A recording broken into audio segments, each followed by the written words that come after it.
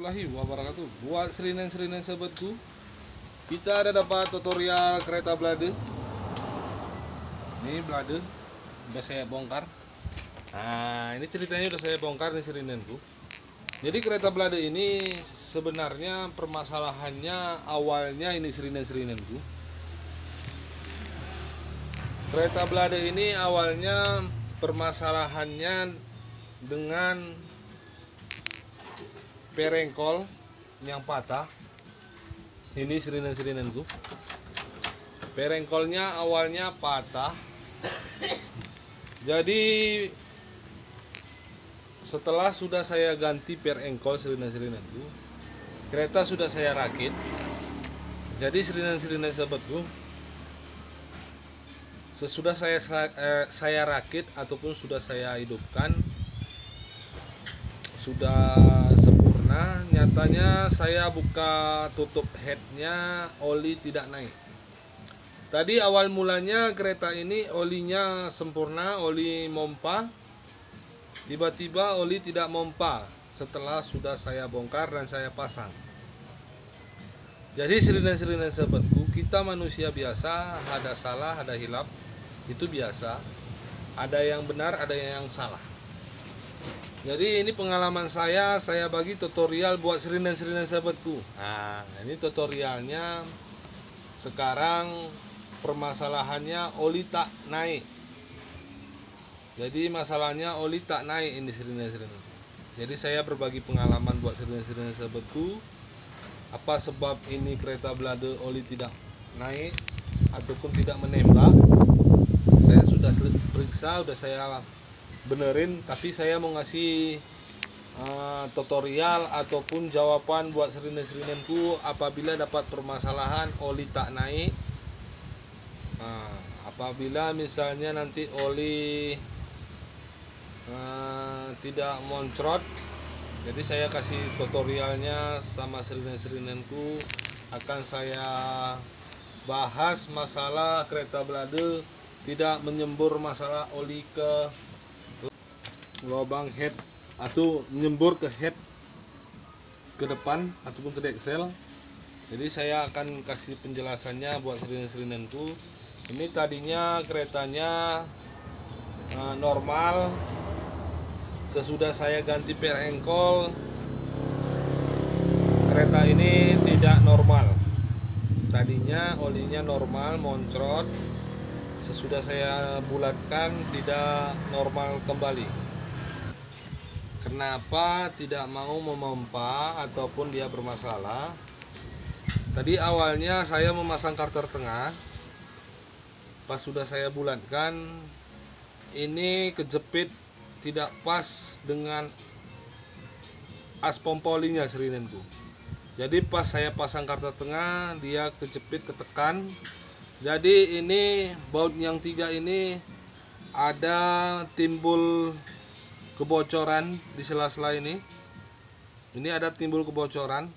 Ini saya sudah perbaiki nih serinen-serinenku, saya sudah kasih packing. Tadi saya sudah cetak packingnya. Ini ada kebocoran sedikit saja. Oli tidak bakalan memompa ataupun dia mengisap. Oke serinen-serinenku. Jadi cara kerjanya pompa oli ini serinen-serinenku. Jadi cara kerjanya ini akan saya tunjuk. Ini oli di dalam mesin. Cara kerja pompa oli ini dia berputar untuk memompa. Jadi dia mengisap oli ke atas, lalu dia membuang kemari. Dia membuang kemari, lalu dia menembak ke arah head ataupun ke arah deksel. Jadi karena ini kebocoran, ini dia bocor tadi serinen-serinenku, ada kebocoran di sela-selanya, jadi dia tidak mau mengisap ataupun memompa. Jadi udaranya ada keluar dari sini. Karena tadi saya pasang karter tengah, ini kejepit ini sirinenku. Tanpa saya sadari ini rupanya renggang ataupun bocor.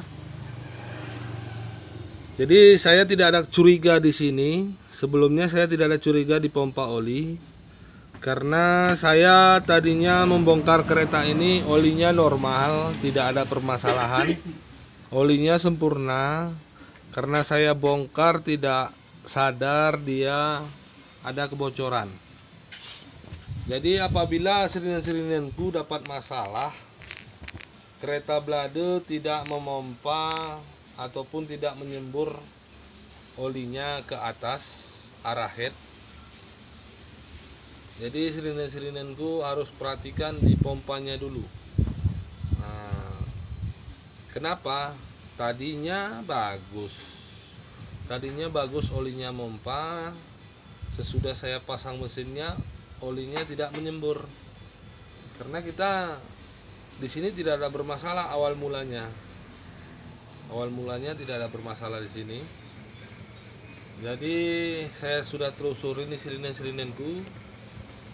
Jadi cara kerjanya ini tidak boleh ada kebocoran. Baut yang 3 ini sirinenku, ataupun dengan packing ini tidak boleh ada kebocoran. Apabila ada kebocoran di packing-packingnya ini ataupun di sini, ini sebenarnya bawaan dari showroom ataupun kita beli pompa oli baru, ini tidak ada packingnya ini sirinenku, dia sepan. Ini karena tadi saya ada kebocoran, jadi saya buat packingnya sudah normal kembali. Oke, sirinen-sirinenku paham? Jadi saya nggak berbagi sama sirinen-sirinenku, berbagi pengalaman, berbagi cara, bukan sok pandai ataupun mengajari, karena kita manusia biasa, ada salah, ada benar. Jadi permasalahannya untuk oli tidak naik ke head karena pompa olinya bocor sirinen-sirinen. Oke, sebenarnya sepele, tapi kita tidak sadar dengan pekerjaan kita. Jadi buat sirinen-sirinenku, apabila mencari penyakit untuk sepeda motor ataupun kereta, jangan